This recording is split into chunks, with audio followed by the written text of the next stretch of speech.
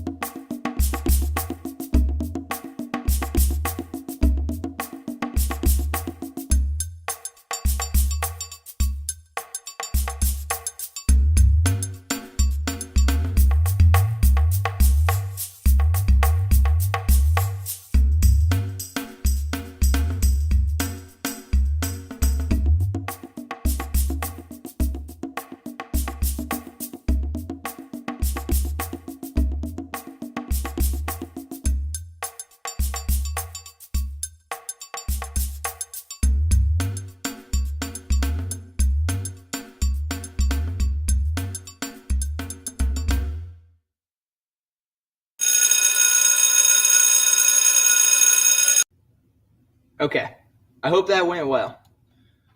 So, here's what my definition of responsibility is. Responsibility is being accountable for what you do, for your actions, and for your behavior.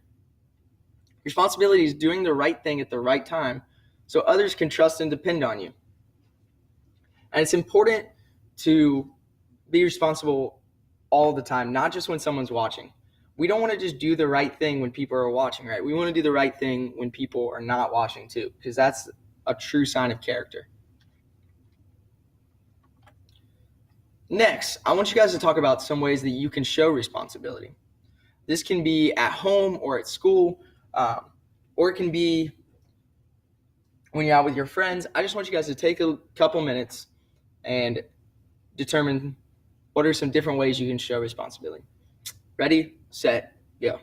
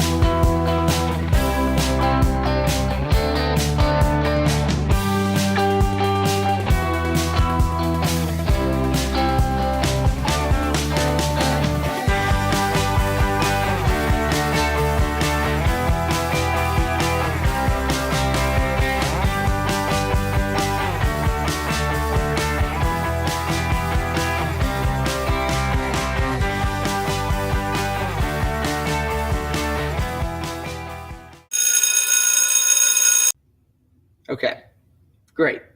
I hope you guys enjoyed getting a chance to talk about some different ways that you can show responsibility.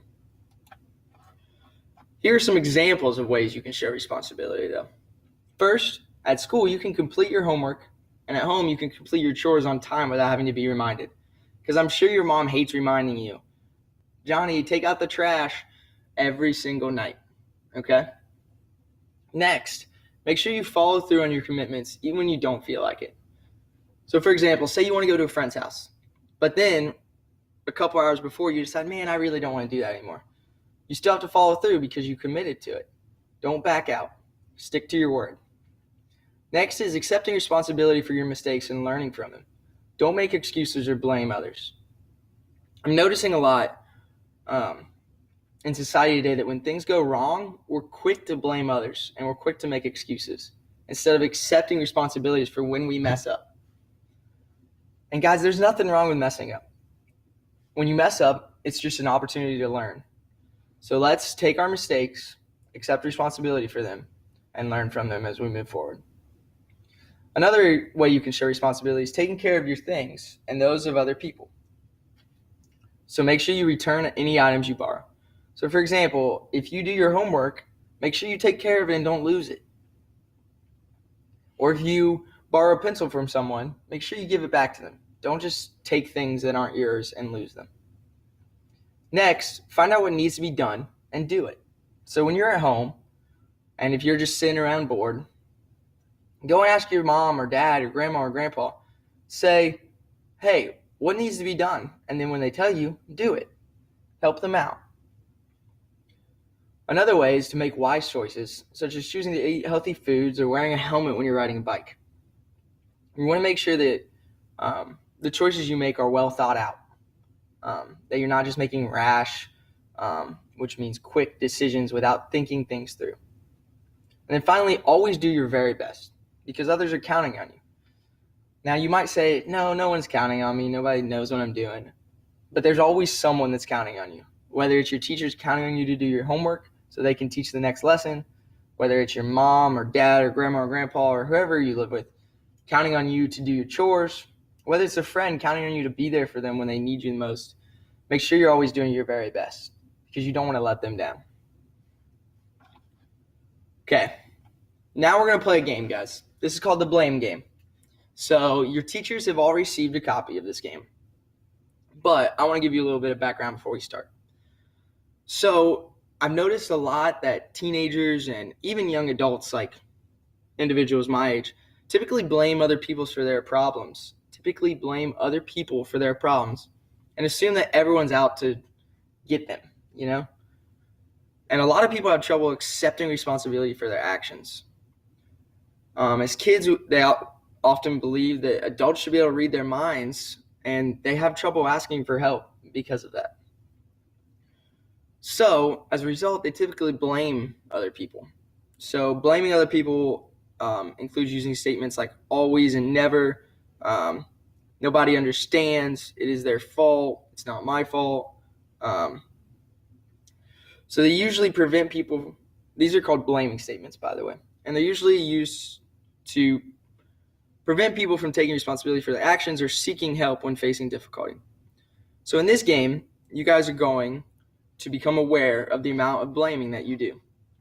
So at this time, I'm going to turn it over to your teacher, and I'm going to let them finish up the lesson. So thanks again for listening, and I really hope you enjoy this game. Have a great day.